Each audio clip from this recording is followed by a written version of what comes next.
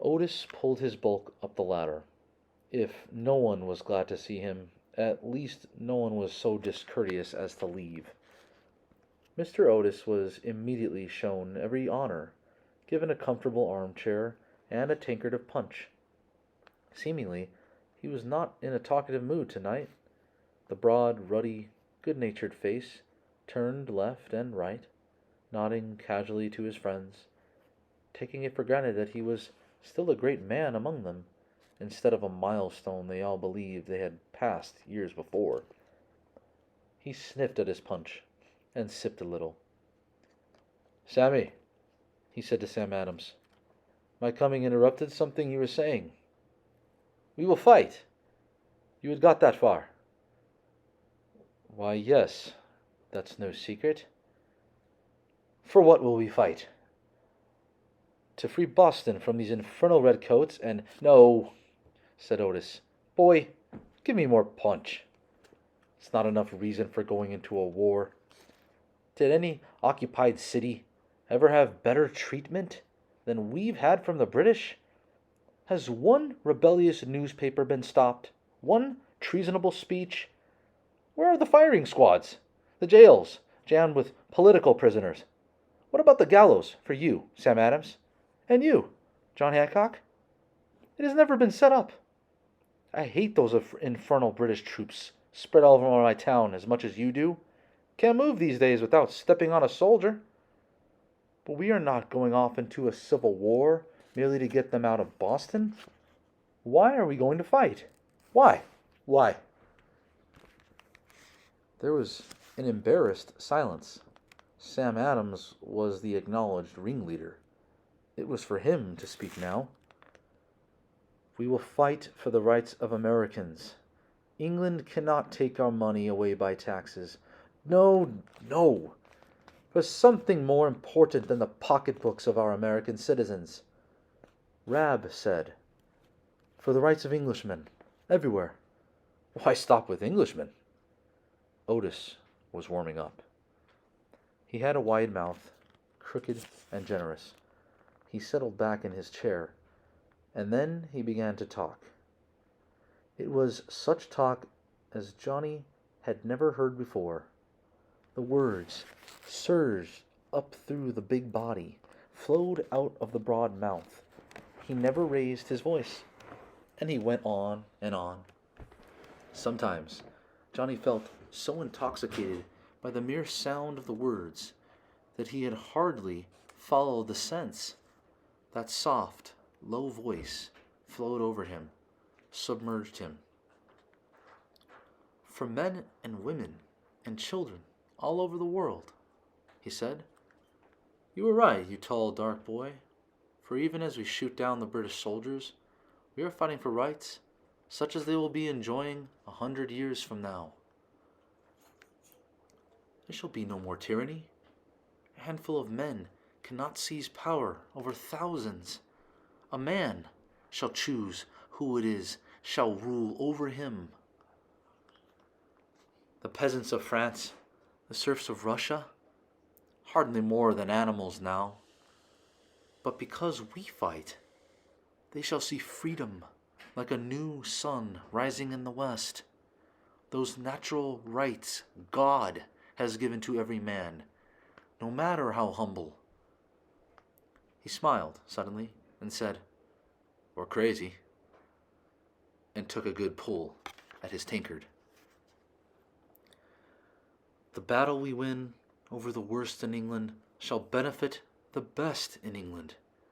How well are they over there represented when it comes to taxes? Not very well. It will be better for them when we have won this war. Will French peasants go on forever pulling off their caps and saying, 'Oui, monsieur,' when the gold coaches run down their children? They will not. Italy and all those German states, are they nothing but soldiers? Will no one show them the rights of good citizens? So we hold up our torch, and do not forget it was lighted upon the fires of England, and we will set it as a new sun to lighten a world." Sam Adams, anxious to get that good night's sleep before starting next day for Philadelphia, was smiling slightly, nodding his gray head, seeming to agree. He was bored. It does not matter. He was thinking. What James Otis says these days, sane or crazy. Joseph Warren's fair, responsive face was aflame. The torch Otis had been talking about seemed reflected in his eyes. "We are lucky men," he murmured, "for we have a cause worth dying for. This honor is not given to every generation." "Boy," said Otis to Johnny, "fill my tankard." It was not until he had drained it and wiped his mouth on the back of his hand that he spoke again. All sat silently, waiting for him. He had, and not for the first time, cast a spell upon them. "They say," he began again, "my wits left me after I got hit on the head by that customs official. That's what you think, eh, Mr. Sam Adams?" "Oh, no, indeed, Mr. Otis." "Some of us will give our wits," he said. "Some of us all our property. Hey, John Hancock, did you hear that? Property. That hurts, eh? To give one's silver wine coolers, one's coach and four, and the gold buttons off one's sprigged satin waistcoats." Hancock looked him straight in the face, and Johnny had never before liked him so well. "I am ready," he said. "I can get along without all that. You, Paul Revere, you'll give up that silvercraft you love. God made you to make silver, not war." Revere smiled. "There's a time for casting of silver, and a time for the casting of cannon. If that's not in the Bible, it should be." "Dr. Warren, you've got a young family. You know quite well, if you get killed, they may literally starve." Warren said, "And you, John Adams, you built up a very nice little law practice, stealing away my clients, I notice." "Ah, well, so it goes." "Each shall give according to his own abilities, and some." He turned directly to Rab. "Some will give their lives, all the years of their maturity, all the children they never lived to have, the serenity of old age. To die so young is more than merely dying. It is to lose so large a part of life." Rab was looking straight at Otis. His arms were folded across his chest. His head flung back a little. His lips parted as though he would speak, but he did not. "Even you, my old friend, my old enemy? How shall I call you, Sam Adams? Even you will give the best you have. A genius for politics. Oh, go to Philadelphia. Put all the wool, pull all the strings and all the wires. Yes, go. And God go with you. We need you, Sam. We must fight this war. You play your part. But what is it really about? You'll never know." James Otis was on his feet, his head close against the rafters that cut down into the attic, making it the shape of a tent. Otis put out his arms. "It is all so much simpler than you think," he said. He lifted his hands and pushed against the rafters. "We give all we have, lives, property, safety, skills. We fight, we die, for a simple thing, only that a man can stand up." With a curt nod, he was gone. Johnny was standing close to Rab. It had frightened him when Mr. Otis had said, "Some will give their lives," and looked straight at Rab.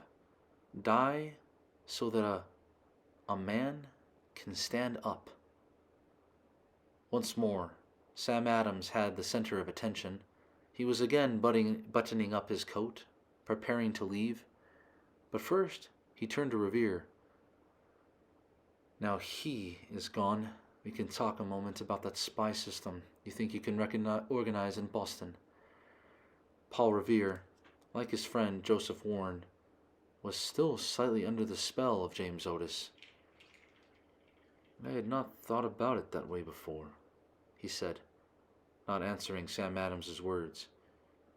"You know my father had to flee France because of the tyranny over there. He was only a child.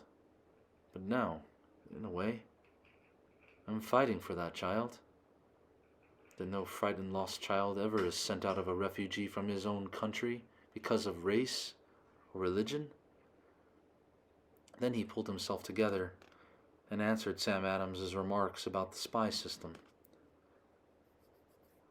That night, when the boys were both in bed, Johnny heard Rab, usually a heavy sleeper, turning and turning.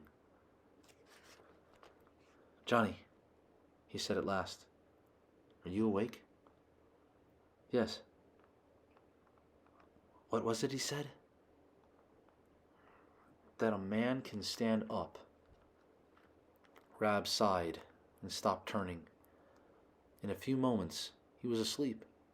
As often had happened before, it was the younger boy who lay wide awake in the darkness. That a man can stand up.